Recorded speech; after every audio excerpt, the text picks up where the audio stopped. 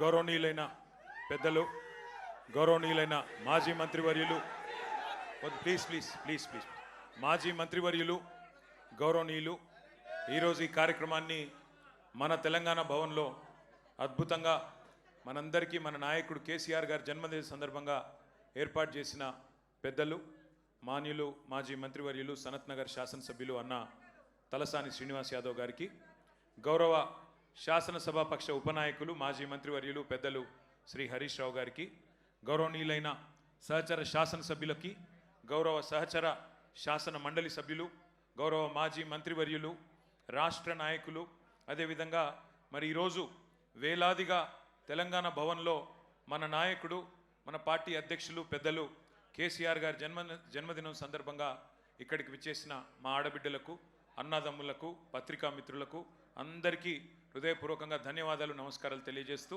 మరి మీ అందరి ఆశీస్సులతో, మీ అందరి ప్రార్థనలతో పెద్దలు కేసీఆర్ గారు నిండు నూరేళ్లు మంచి ఆరోగ్యంతో తెలంగాణను నడిపిస్తూ ముందుకు సాగాలని మనస్ఫూర్తిగా ఆకాంక్షిస్తూ, ఈరోజు చాలామంది చాలా మాట్లాడుతూ ఉండొచ్చు, కానీ కేసీఆర్ గారు 2001వ సంవత్సరంలో గులాబీ జెండా ఎగిరేసిన నాడు పరిస్థితి ఏందో ఒక్కసారి మననం చేసుకుంటే మనందరికీ కూడా ఆనాడు ఆయనకున్న ప్రతీప శక్తులు, ప్రతికూల శక్తులు ఆయనను ఆ రోజు ఆపడానికి, తెలంగాణ రాకుండా చేయడానికి చేసిన ప్రయత్నాలు ఒక్కసారి తలుచుకుంటే ఏ సందర్భంలో ఎలాంటి సాహసం మన నాయకుడు చేసిండో మనకు ఒకసారి గుర్తు తెచ్చుకోవాల్సిన బాధ్యత మన మీద ఉంది.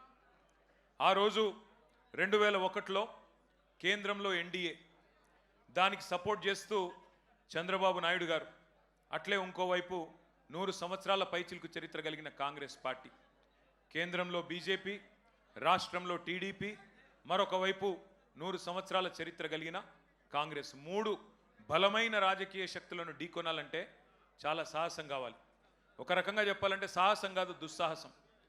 మీడియా పవర్ లేదు, మనీ పవర్ లేదు, మజిల్ పవర్ లేదు, కుల బలం లేదు, ధన బలం లేదు, ఉన్నదల్లా ఒకటే తెలంగాణ జాతికి న్యాయం చేయాలనే సంకల్పం. ఆ తెలంగాణ నినాదంలో ఉన్న న్యాయం, ధర్మం, ఇది మాత్రమే కేసీఆర్ గారిని మొండి ధైర్యంతో, ఉక్కు సంకల్పంతో ముందుకు నడిపించినాయి. ఇక సరే, తర్వాత జరిగింది చరిత్ర. పెద్దలు హరీష్ రావు గారు చెప్పారు, శ్రీనివాస్ యాదవ్ గారు చెప్పారు.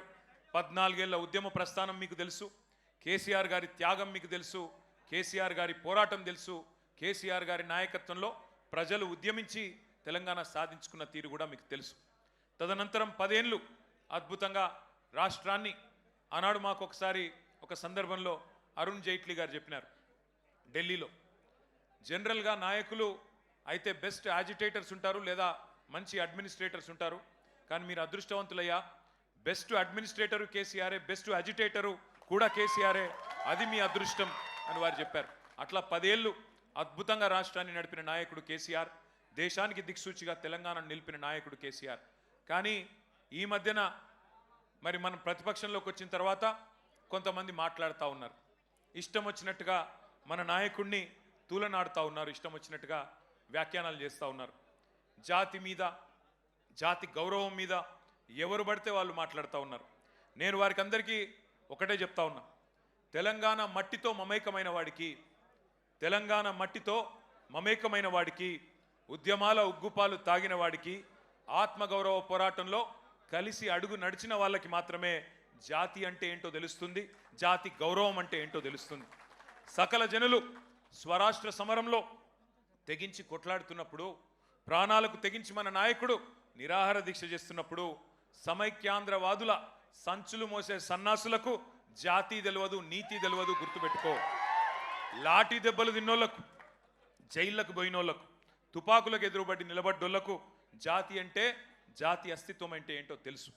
ఉద్యమకారుల మీదికి తుపాకులు తీసుకొని ఆ రోజు దాడికి వెళ్ళిన ద్రోహులకు జాతి నిర్వచనం ఎట్లా తెలుస్తుంది? రక్తంలో పౌరుషం ఉంటే, డిఎన్ఏలో ఉద్యమం ఉంటే, ఆత్మాభిమానం అనేది ఎక్కడన్నా నీ శరీరంలో ఉంటే నీకు జాతి అంటే ఏందో, జాతి చరిత్ర అంటే ఏందో తెలుస్తుంది. కానీ జై తెలంగాణ నినాదం ఇయ్యడానికే భయపడేటోళ్లకు, కిరాయి సర్కార్కు, తెలంగాణ సోయిలేని సన్నాసులకు జాతి విలువ ఎన్నటికీ తెలియదు. అడుగుతున్నారు కొంతమంది, ఏ జాతికి నువ్వు జాతి పిత, ఏ జాతి అని మాట్లాడుతున్నారు. వాడికి నేను చెప్తా ఉన్నా, ఏ జాతి అనే అవాకులు చెవాకులు పేలుతున్నా అల్పుడికి అల్పులకు చెప్తా ఉన్నా, రాజ్యతంత్రం నడిపిన రాణి రుద్రమ్మ జాతి మాది. జల్ జంగల్ జమీన్, జల్ జంగల్ జమీన్ అని కొట్లాడిన కొమురం భీముడి జాతి మాది. అస్తిత్వం కోసం అమరులైన సమ్మక్క సారలమ్మల జాతి మాది. కోటల మీద జెండా ఎగిరేసిన బహుజన వీరుడు సర్వాయి పాపన్న జాతి మాది. భూస్వాముల దోపిడీ మీద పోరాడిన దొడ్డి కొమురయ్య జాతి మాది. బరిలో బందూకు బట్టి దేశ్ముఖులను తరిమి కొట్టిన వీరనారి సాకలి ఐలమ్మ జాతి మాది. సామాజిక విప్లవకారుడు భాగ్యరెడ్డి వర్మ జాతి మాది. సిపాయిల తిరుగుబాటు బావుటా ఎగరవేసిన తుర్రెబాస్ ఖాన్ జాతి మాది. ప్రాంతం వాడు మోసం చేస్తే ప్రాంతంలోనే ఉప్పు పాతర వేస్తామన్న కాలోజీ జాతి మాది. నా తెలంగాణ కోటి రతనాల వీణ అని చెప్పిన దాశరథి జాతి మాది. 1952లో గైర్ ముల్కీ గో బ్యాక్ అని నెత్తుటి త్యాగాలు చేసిన విద్యార్థి అమరవీరుల జాతి మాది. 69లో కర్కశ కాంగ్రెస్కు వ్యతిరేకంగా పోరాటం చేసి 300 మంది 69 మంది అసువులు బాసిన యువ కిషోరాల జాతి మాది. మలిదశ ఉద్యమంలో ఢిల్లీ మెడలు వంచిన తెలంగాణ జాతి మాది. అనువనువున ఆత్మగౌరవం తొనికిసలాడే జాతి మాది. నీతి ఉన్న రీతి ఉన్న తెలంగాణ జాతి మాది. నీకేం తెలుస్తుంది అని చెప్పి వాడిని అంటా ఉన్నా. ఒకటి మాత్రం పక్క, ఢిల్లీకి సలాం కొట్టి బతికే సామంతులం మేం కాదు. నిటారుగా నిలబడ్డ వెన్నుముక ఉన్న తెలంగాణ భూమి పుత్రులం ఆ జాతి మాది. సామంతుల జాతి కాదు, స్వతంత్రుల జాతి మాది. బానిసకొక జాతి కాదు, గిరిగీసి కొట్లాడే తెగో ఉన్న కేసీఆర్ జాతి మాది. ఢిల్లీకి ఇస్తే ఎగిరే కీలుబొమ్మల జాతి కాదు మాది. అధిష్టానం ఆడిస్తే ఆడే తోలుబొమ్మల జాతి కాదు మాది. తెగువ ఉన్న పౌరుషం ఉన్న భూమి పుత్రుల జాతి మాది.